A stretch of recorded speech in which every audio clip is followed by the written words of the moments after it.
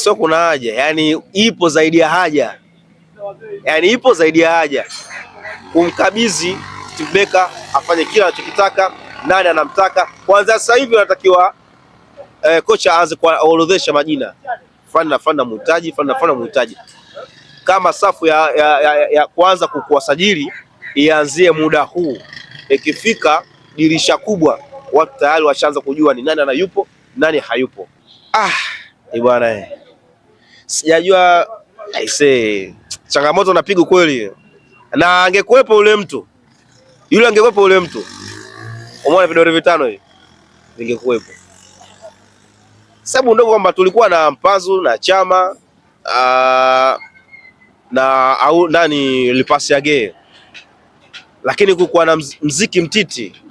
Yule mtu bwana, sio faisha kama nani yule mtu ni hatari, lakini ndio hivyo, haikuwa bahati kwa sababu alikuwa majeruhi, ndio maana hakuweza kupata nafasi. Lakini pia kitu kikubwa pia kimeonekana, bado wana ushirikina, wana ule uzigua, unashanielewa?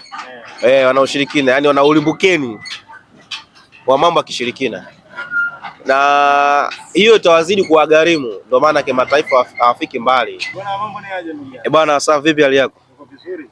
Mimi niko njema. Wanauliza zimerudije mpaka sasa? Hilo swali nakutana nao sana, kwamba kwa nini zimerudi. Hilo ni swali ambalo sawa, sikatai zimerudi, lakini kama wao wangekuwa bora zaidi, basi wao wangeanza wao kuzifunga na wangeziongeza. Kama wao wangekuwa bora zaidi, wanasema kwamba wangeanza wao, Simba tulishindwa. Mbona ameshindwa sasa? Ni maneno ya paka tu. Ukiona dagaa ngao, ukiona chura ngao, yani ueleweki tu. Maneno ya paka. Maneno ya paka. Hawana jipya sasa hivi. Kwa sasa hivi, mpaka sasa hivi anajua kabisa Simba sasa hivi ni timu kubwa na ina kikosi kipana. Ukifikiria na ukiona hata mtandaoni kabisa, kudraw tu na Simba wanapika supu, wanapiga chai, sherehe. Image kama ni draw. Je, wakishinda wangeomba bodi ya ligi wapewe hata likizo ya wiki moja, au wangepata ile goli ambao wamefunga Chama, amefunga Prince Dube, wangeomba bodi ya ligi, jamaa, tumata wiki moja tushangilie goli letu, goli bora. Kwa hiyo utoto mwingi na maarifa madogo.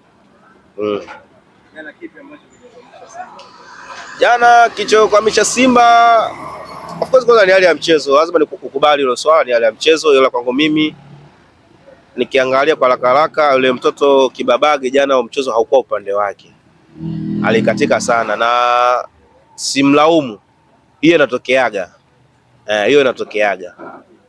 Kwa ni hali tu ya mchezo, tunakubali na tumepokea mikono miwili. Kama tunaweza kupokea kipigo cha bao 1, 2, 4, 5 ni vitu vya kawaida.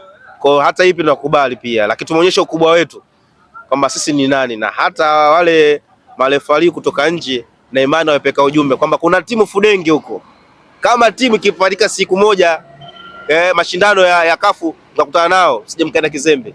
Wanaelewa kama kuna timu fulani ni hatari, ni hatari. Sema tu ni kwamba kuna sehemu walifanya tu hisani tu kwamba tuweka mambo sawia, lakini tayari pale kwa penalti ya wazi.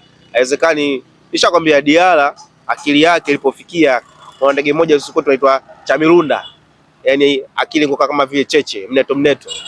Ilikuwa penalti ya wazi, lakini ikiwa dakika za jioni refa ameamua kufanya tu fair. Lakini angekuwa yule Mkenya, weka tutoa viazi hapo, sema ni mwalimu uko wapi, tuchambulie karanga hapo.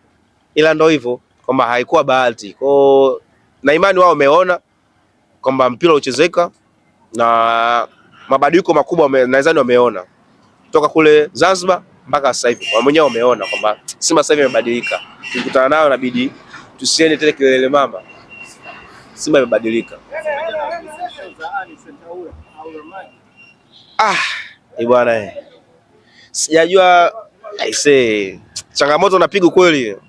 Na angekuepo ule mtu yule, angekuepo ule mtu, umeona vidole vitano hivi vingekuepo.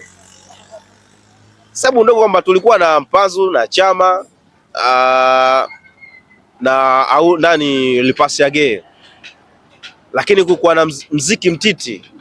Yule mtu bwana, sio faisha kama nani yule mtu ni hatari, lakini ndio hivyo, haikuwa bahati kwa sababu alikuwa majeruhi, ndio maana hakuweza kupata nafasi. Lakini pia kitu kikubwa pia kimeonekana, yani pamoja akuwepo, ndio maana ya uhalisia kikosi kipana, anatoka mtu anaingia mtu, sio anatoka mtu mashabiki wanaanza kushika kichwa, haya kaingia nani sasa, anaingizwa nini? Si bora angemwacha yule yule.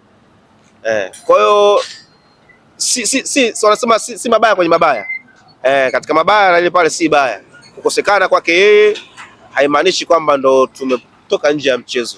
Watu waendelea kuperform kama kawaida na wamecheza vizuri tu, kwa hiyo haikuwa tu bahati wao wakarudisha magoli. Tuzungumzie kidogo matukio. Bado wana ushirikina, wana ule uzigua, unashanielewa?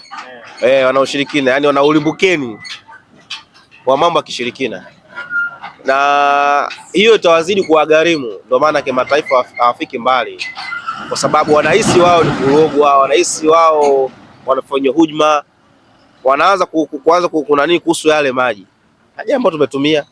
Kama walikuwa na uchunguzi wao, wamechunguza, majibu yametoka sawa tu, lakini pia kaitoshi, wakaanza tusingie vimbani, bora tubaki hapa hapa, kwamba anahisi sababu vimbani weka kuna sisi kamera mule. Nini maana uongozi, nini maana kuwa na serikali? Ina maana kama kweli kungekuwa na ushirikina, na maana kamera zinanasa kwamba fanya tukio hili, sheria ingechukua nafasi yake. Kwa hiyo bado wanalimbukeni wa kishamba kuja ushirikina. Wao wamejana na ushirikina, hawana jipya. Unajua Simba anapofanya matukio mazuri, wao wanaamini kwamba haiwezekani, si nafasi yao, kuna mkono wa mtu hapo, ndio wanaamini hivyo swala, lakini ni uwezo wa mtu binafsi. Hata wao wanaweza kafanya na wakafanikiwa. Kwa waache ule ushamba kuwafikiria kwamba wao wanalogwa na nini. Ingekuwa kama uchawi ni bora, basi Simba angefika hata finali angechukua kombe. Kama uchawi ni bora, basi Simba angechukua kombe. Miaka nenda ile kombe la NBC angechukua, la kimataifa pia angechukua. Kama uchawi ni bora ndio unasaidia. Shida akili na mwili vifanye kazi. Usitumie akili tu na mwili kiolela. Kwa hiyo bado na upotofu, yani wana akili fulani ya utope. Bana, tumalize na hili na Simba. Kisha kuzungumza na wana Simba bwana, kitu kingine na kusema kwamba wana Simba kifua mbele, piga kifua, kwa sababu ni hatua kubwa ambayo umeifanya.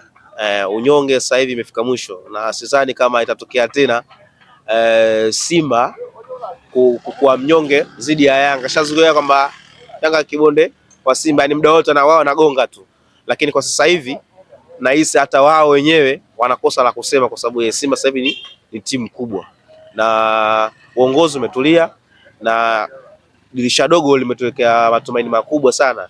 Sipati picha kama uongozi au usajili huu ungekuwa toka dirisha kubwa.